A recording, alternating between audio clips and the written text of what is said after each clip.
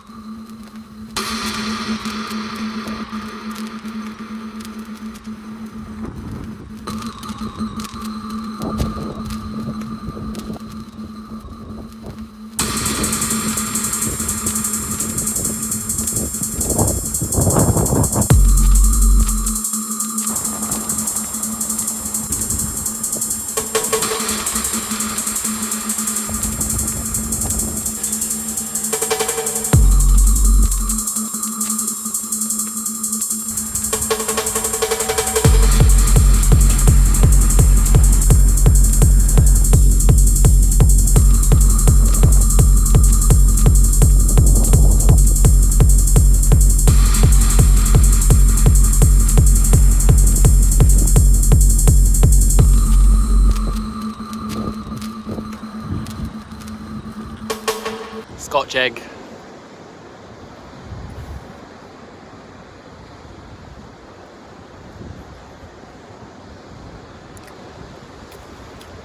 for breakfast I had Greg's.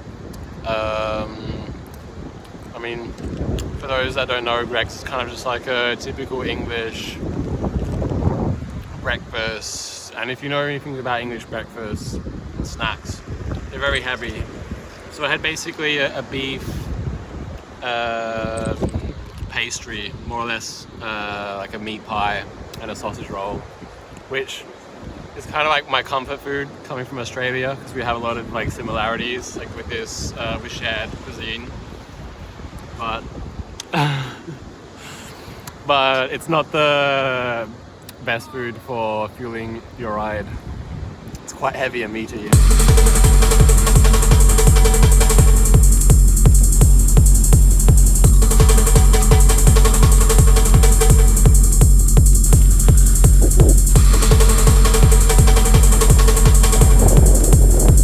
Just gone almost 3:30 and I still have 70 kilometers to go.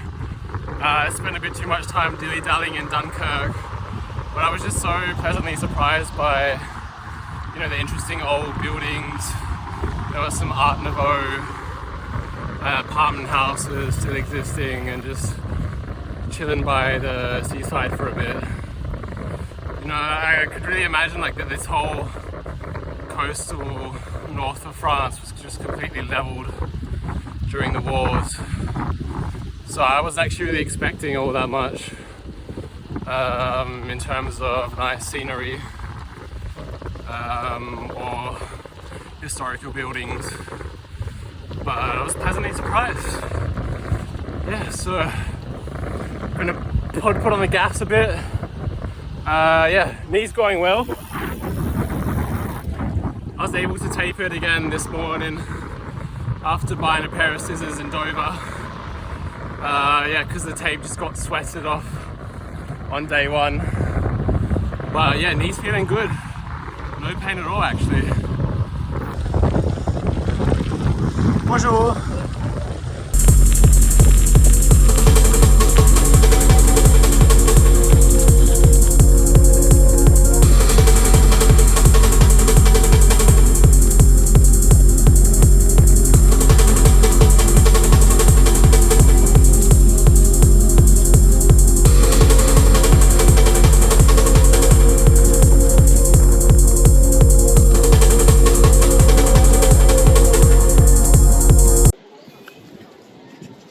Hey guys, do you notice anything different?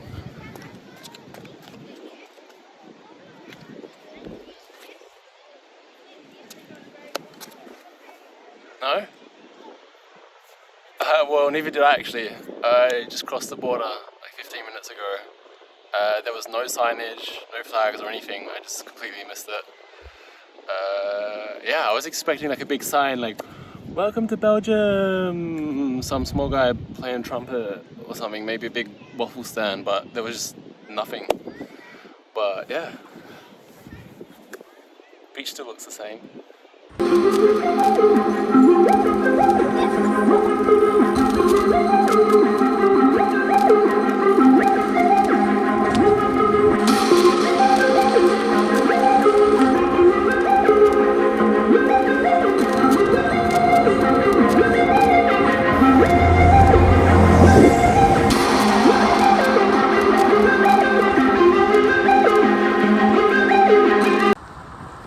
It's gotten a bit cloudier and stormier, so the glasses have come off. The English Channel can get quite a lot of bad weather. If you watched the video from yesterday, cycle, you saw like how windy it was. I actually would have liked to cycle along the cliffs a bit more, but I was literally being like blown sideways. I'm also a bit of a wind sail with all this gear. But yeah, my mother, like most mothers, likes to worry about her son. So yesterday when she was checking the weather report, and it said that there was a chance of thunderstorm, and literally there was a high wind warning that read "threat to life or property. Like, winds on average 25 kilometers an hour with gusts up to 47.6 kilometers an hour. But I was like, don't worry, it's a tailwind. If anything, it's good. It's gonna get me there faster and make my knee less hurty. So we're breezing along. We're breezing. Took a wrong turn, now I'm back in England.